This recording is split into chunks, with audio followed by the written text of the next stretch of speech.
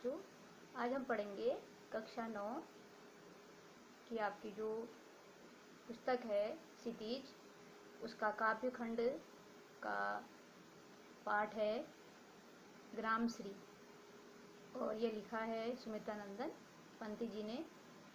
तो सुमित्रानंदन पंत जी जो हैं वह आधुनिक हिंदी साहित्य के छायावादी काव्य के प्रमुख स्तंभ रहे हैं। और सुमित्रानंदन पंत जी का जन्म सन 1900 ईस्वी में अल्मोड़ा जिले के कौसानी नामक गांव में हुआ था। इनकी जो प्रारंभिक शिक्षा थी वह अल्मोड़ा में ही हुई थी, और महाविद्यालयी शिक्षा प्रयाग के म्योर सेंट्रल कॉलेज में हुई। और यह 4 वर्ष की छोटी सी आयु में इन्होंने लिखना प्रारंभ कर दिया था, लेकिन व्यवस्थित ढंग से लेखन कार्य इन्होंने महाविद्यालय में आकर ही प्रारंभ किया था। और सन 1977 में इनका स्वर्गवास हुआ था। इनके साहित्यिकी क्षेत्र में इनके महत्वपूर्ण योगदान के लिए इन्हें साहित्य अकादमी पुरस्कार, सोवियत लैंड नेहरू पुरस्कार और भारतीय ज्ञानपीठ पुरस्कार से भी सम्मानित किया गया था। जो इनकी प्रमुख रचनाएं हैं वह थी वीणा, ग्रंथि, पल्लव, गुंजन, युगांत, युगवाणी, ग्राम्या, स्वर्णकिरण, स्वर्णधूलि, उत्तरा, अतिमा, कला और बूढ़ा चांद। यह सब इनकी प्रसिद्ध रचनाएं हैं। तो आज ये जो पाठ है ग्रामश्री, यह इनकी एक प्रसिद्ध रचना है। इस रचना में पंत जी ने गांव की प्राकृतिक सुषमा और समृद्धि का बड़ा मनोहारी चित्र किया है। तो इसमें खेतों में दूर तक लहलहाती मखमली फसलें, फल और फूलों से लदे हुए वृक्षों, शाखाएं, सुदूर तक फैली गंगा की रेती सहृदय व्यक्ति के मन को भी अपनी ओर आकर्षित करती है।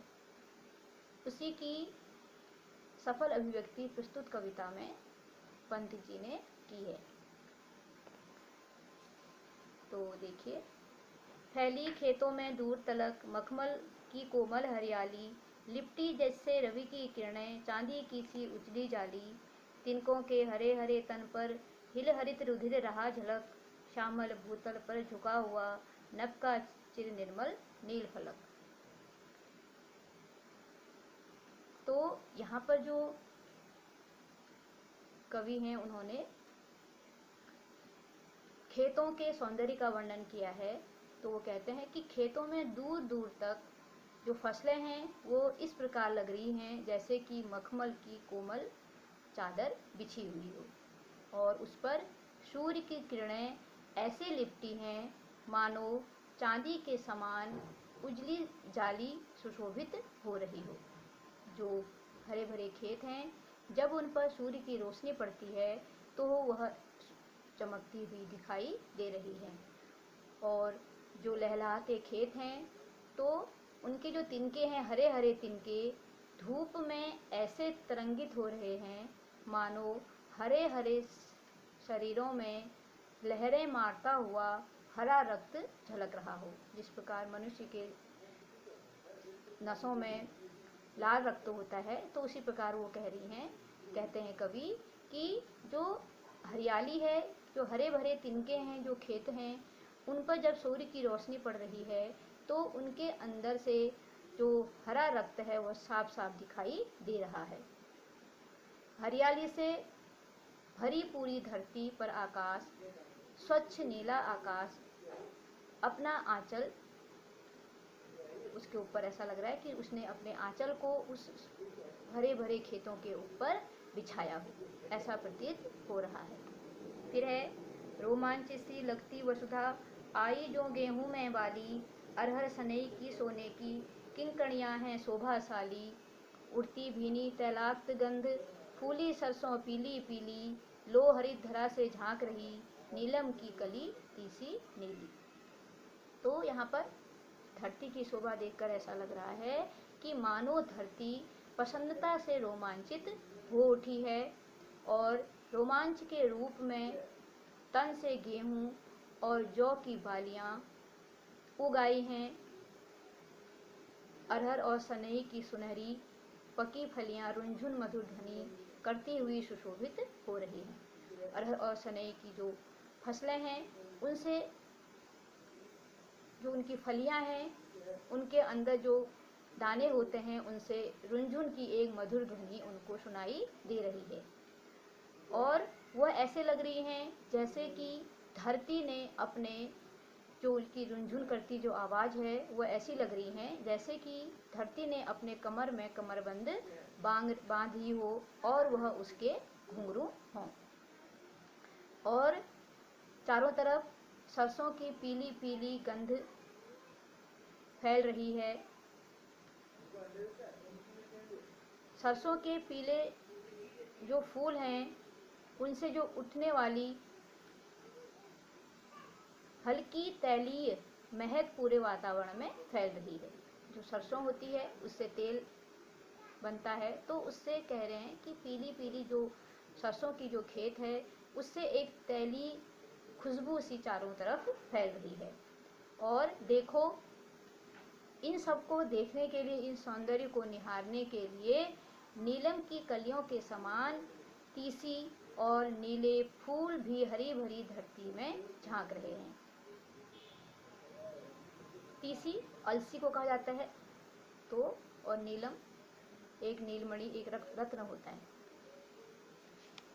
फिर देखिए अगला, रंग रंग के फूलों में रिलमिल हंस रही सखियां मटर खड़ी, मखमली पेटियों सी लटकी, छीमियां छिपाए बीज लड़ी, फिरती हैं रंग रंग की तितली, रंग रंग के फूलों पर सुंदर, फूले फिरते हों फूल स्वयं, उड़ उड़ वृंतों से वृंतों पर।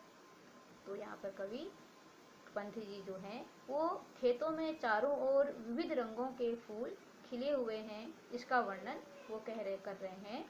और उन्हीं के बीच जो मटर की फसल है वह भी खड़ी है और वह इस सौंदर्य को देखकर हंस रही है। मानो ऐसा लगता है कि कोई सखी सजी धजी सखियों के साथ प्रसन्नता के साथ हंस रही हो।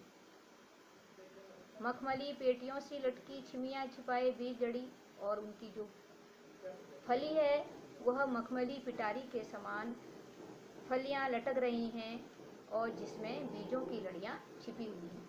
जो मटर होती है, मटर की जो फली है उसके अंदर जो दाने होते हैं, ऐसा लग रहा है कि वह फलियां अपने अंदर लड़ियों को, बीज को छिपाए हुए हैं।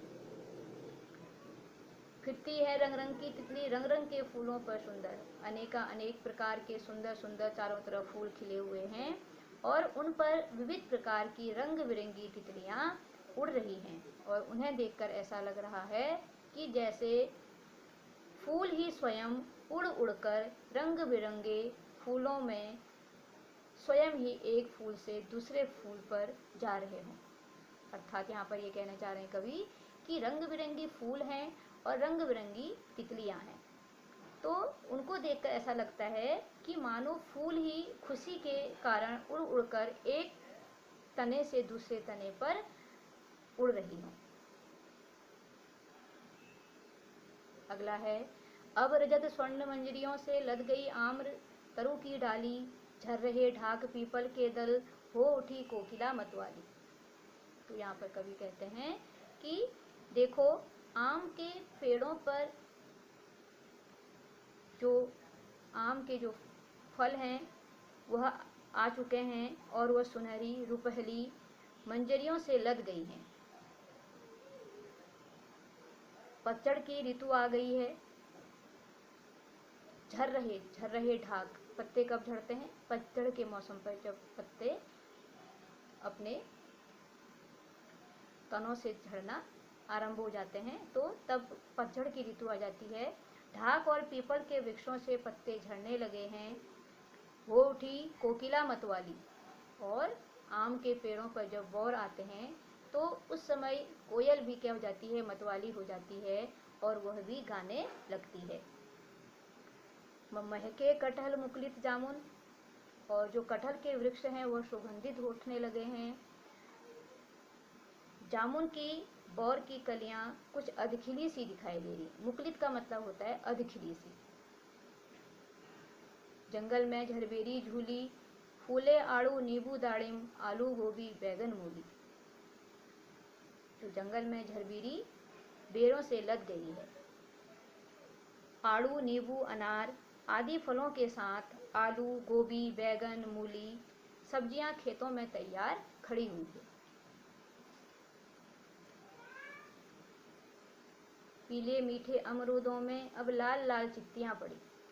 तो गांव में अमरूद की जो फसल है वह तैयार हो चुकी है, क्योंकि अमरूद पर जब लाल चित्तियां पड़ने लग जाती हैं तो इसका अर्थ होता है कि अमरूद अब पककर तैयार हो गए हैं। पक गए सुनहले मधुर बेर, अमली से तरु की डाली। और अमरूद भी पक गए हैं, बेर भी सुनहरे तथा पक कर मीठे हो गए हैं। अमली सी तरु की डाली, लह लह पालक महमय धनिया लौकी और सेम फली फैली। और छोटे छोटे जो आंवले के पेड़ हैं वह आंवलों से लद गई हैं। पालक के पत्ते की खेती है वह खेतों में लहलहा रही है, और धनिये की जो फसल है वो तैयार हो गई है। उससे धनिये की महक चारों ओर फैल रही है। लौकी और सेम की जो बेलें हैं वो फलदार हो गई है, उसमें फल लग गए हैं।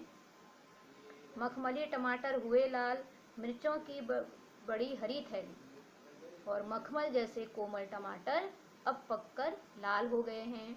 जगह जगह मिर्चों के गुच्छे बड़ी थैली के समान लटकते दिखाई दे रहे हैं। तो इन पंक्तियों में पंजी ने उन्होंने अपने